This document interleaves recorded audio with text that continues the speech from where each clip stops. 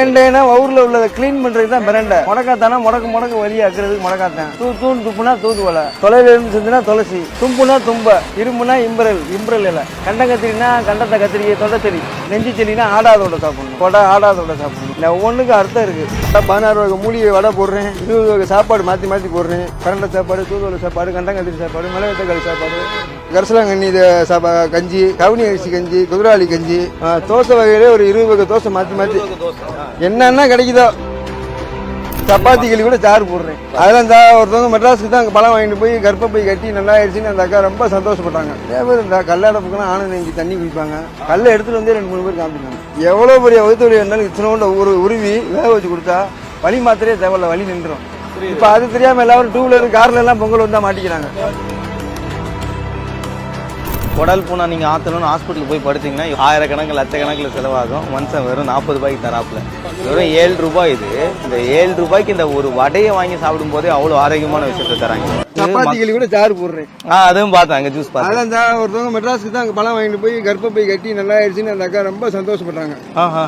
வந்து பார்த்தாலே பார்க்கணும், சரியாகி அவங்களுக்கு சரியாகி வந்து உண்டாயிடுச்சு.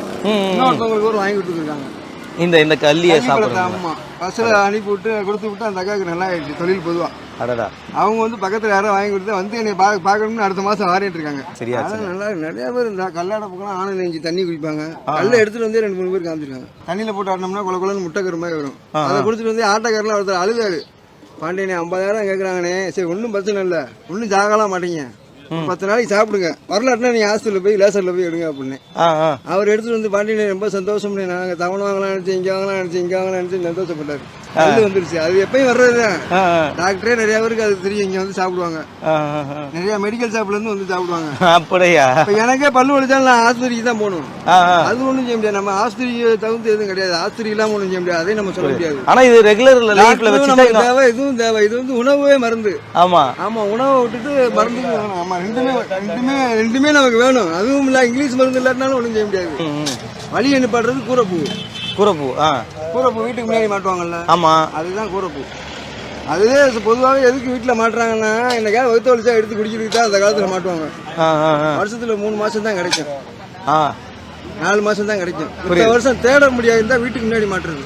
புரியுது. அது தெரியாம எல்லாரும் 2 வீலர் கார்ல எல்லாம் பொங்கல் வந்தா மாட்டிக்கிறாங்க.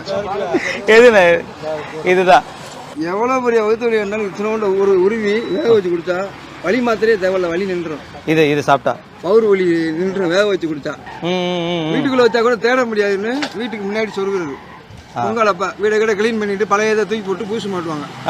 அதுக்கு தான் இதை மாட்டுறது. காப்பு கட்டு கொலை. 16 வகை மூலிகை வடை போடுறேன், 20 வகை சாப்பாடு மாற்றி போடுறேன். பிரண்டை சாப்பாடு, தூதுவலை சாப்பாடு, கண்டங்கத்திரி சாப்பாடு, மிளகுத்தக்காளி சாப்பாடு, கண்டங்கத்திரி கரிசலாங்கண்ணி கஞ்சி, கவுனி அரிசி கஞ்சி, குதிராளி கஞ்சி, தோசை வகையிலே ஒரு 20 வகை தோசை மாற்றி 20 வகை தோசை என்னன்னா கிடைக்குதோ.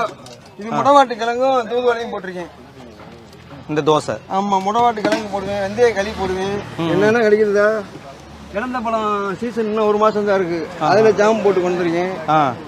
நிறைய ஐட்டங்க என்னென்ன கிடைக்குதோ அனைத்து வகை சாப்பிட்ற ஐட்டம் பூரா எனக்கு தெரியும். கசக்காத ஐட்டம் பூரா போட்டு இட்லி வகை பொடிகள் போடுறாங்க.